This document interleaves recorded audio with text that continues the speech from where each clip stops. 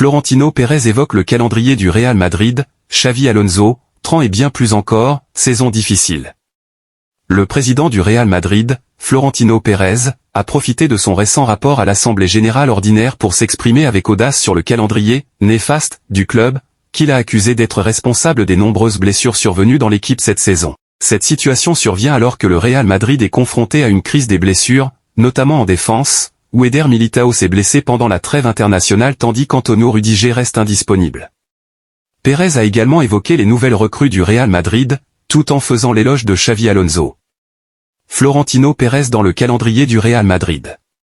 Évoquant le calendrier du Real Madrid, Pérez a souligné que les blessures graves étaient le seul facteur ayant empêché le club d'obtenir un succès encore plus grand la saison dernière. La saison dernière, nous avons remporté 2 titres, ce qui porte notre record à un niveau unique dans l'histoire du football. Nous avons été compétitifs jusqu'au bout dans toutes les compétitions au cours d'une saison très difficile, marquée par de graves blessures qui nous ont empêchés de disposer de joueurs importants tout au long de l'année, a-t-il déclaré, via Mundo Deportivo.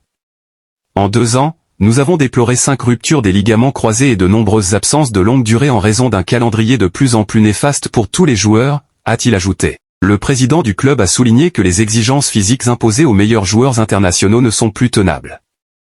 Les joueurs internationaux ont disputé plus de 80 matchs par saison, ce qui est un chiffre absolument incroyable, mais notre responsabilité est de continuer à progresser, a-t-il déclaré. Pérez a profité de l'occasion pour réaffirmer la vision sportive à long terme du club, soulignant l'importance de trouver un équilibre entre jeunesse et expérience tout en respectant les principes fondamentaux du club.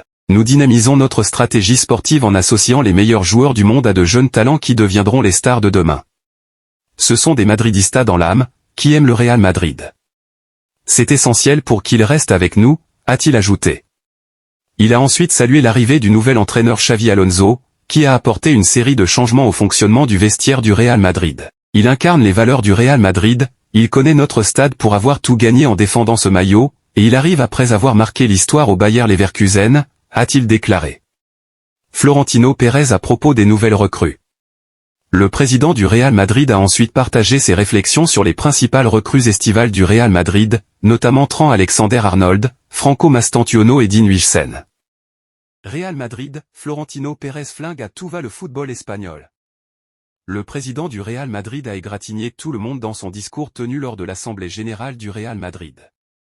De Javier Tebas au FC Barcelone en passant par les arbitres et les médias, personne n'a été laissé sur le bord de la route.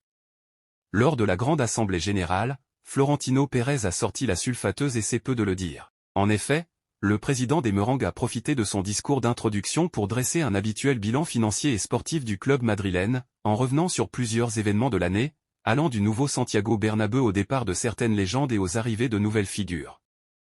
Mais ce qui a frappé est surtout le ton belliqueux du dirigeant espagnol sur l'état du football espagnol. J'ai entendu dire que le Real Madrid est contre tout, et ce n'est pas vrai. C'est juste que nous avons tendance à réagir plus que nous ne le voudrions. Il est anormal et illégal d'empêcher les clubs d'organiser leurs propres tournois. Il est anormal que l'UEFA tente de dicter notre sort et d'imposer des formats de compétition qui pénalisent les supporters. Mais n'oublions pas que ces dirigeants sont responsables devant les électeurs. C'est pourquoi nous sommes contraints de jouer des matchs en Asie, près de la Chine.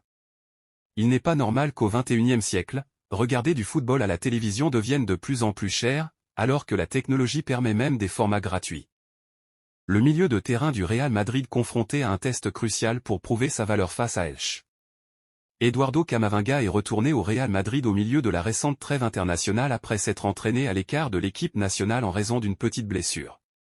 Il a été jugé apte à participer au match contre Elche et devrait même être titulaire, surtout avec la blessure d'Aurélien Tchouaméni. Compte tenu du fait qu'il n'a pas bénéficié d'une grande visibilité cette saison, ce match s'annonce capital pour le Français, qui cherchera à impressionner son entraîneur par sa performance. Comme l'a rapporté AS, il n'y a qu'une seule façon pour que cela se produise. Un test, pivot.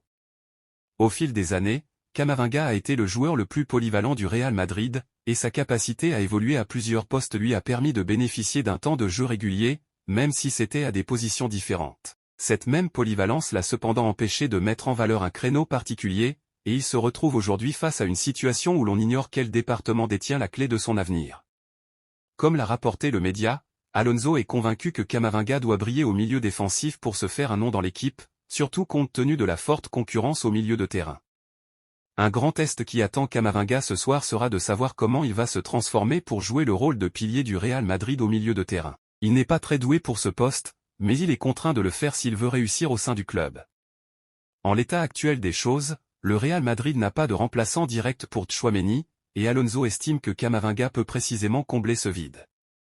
Par conséquent, Camavinga doit s'adapter et prouver à l'entraîneur qu'il en est capable, car le club recrutera un nouveau joueur s'il n'y parvient pas.